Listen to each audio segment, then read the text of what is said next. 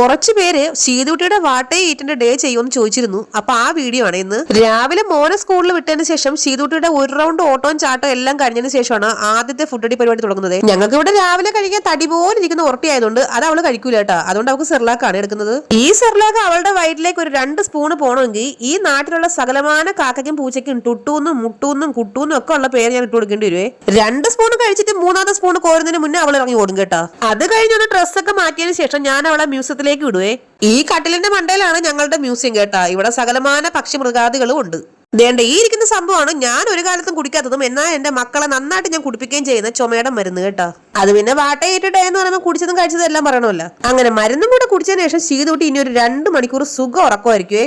ഉറക്കമൊക്കെ കഴിഞ്ഞ് വന്നതിന് ശേഷം ദേണ്ട ഇതുപോലൊരു പഴം അവൾ എടുക്കും. കൊണ്ടുപോകുന്ന കാണുമ്പോൾ ഇത്രയും കഴിക്കുന്നൊന്നും ചിന്തിക്കണ്ട കേട്ടാ. ആ എടുത്ത പഴം അവൾ ഒരു കടി കടിക്കും. ബാക്കി അവള് ഇവിടുത്തെ കാക്കയ്ക്കും പൂച്ചയ്ക്കും പട്ടിക്കും എല്ലാം സമൂഹ സദ്യ നടത്തുവേ. അതാണ് ഇവിടെ പതിവ്. അടുത്തത് ഞാനിപ്പോ സ്ഥിരമായിട്ട് കുടിക്കുന്ന ഒരു സാധനമാണ് ABC ജ്യൂസേ. ഫസ്റ്റ് ടൈം കുടിച്ചപ്പോ കൊള്ളില്ലാന്ന് തോന്നിയെങ്കിലും ഇപ്പൊ ഇത് അടിപൊളി ടേസ്റ്റ് ആണ് കേട്ടാ. ചെയ്തോട്ടിക്ക് ഇതിന് ടേസ്റ്റ് അറിയാനുള്ള കഴിവൊന്നും ഇല്ലാത്തതുകൊണ്ടാണോ എനിക്ക് അറിയാൻ വയ്യ. ഈ സാധനം അവള് മാക്ക കുടിച്ചോളും. എന്നിട്ട് ഇടയ്ക്കിടയ്ക്ക് കൈമൊക്കെ സൂപ്പർ ആണെന്നുള്ള ആക്ഷനും കാണിക്കാറുണ്ടേ. എന്റെ ദൈവമേ, ഈ കൊച്ചി ABC ജ്യൂസ് കുടിച്ചതാണോ അതോ കുളിച്ചതാണോ?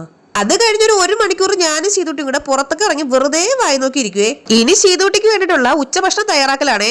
ഞാൻ പൊതുവെ ചുമന്ന അരിയാണ് എടുക്കാറുള്ളത് കേട്ടോ. ഇന്നിപ്പോ അത് തീർന്നുകൊണ്ട് ബസുമതി അരിയാണ് എടുത്തേക്കുന്നത്.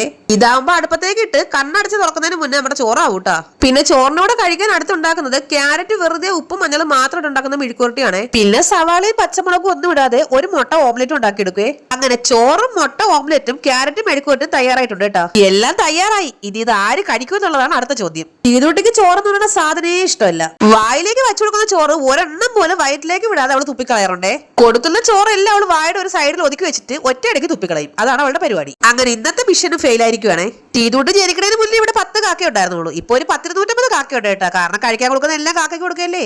വൈകുന്നേരം ഞങ്ങൾ ചായ കുടിക്കുമ്പോൾ ശീതൂട്ടിക്ക് 1 ഗ്ലാസ് പാലും കൊടുക്കാറുണ്ട്. രാത്രിയിൽ പിന്നെ 2 സ്പൂൺ സെർലാക്ക് കൂടെ കുടിച്ചിട്ട് അവള് സുഖമായിട്ട് ഉറങ്ങും കേട്ടോ. അപ്പൊ നമ്മുടെ ചാനൽ സബ്സ്ക്രൈബ് ചെയ്യണേ. ടാറ്റാ.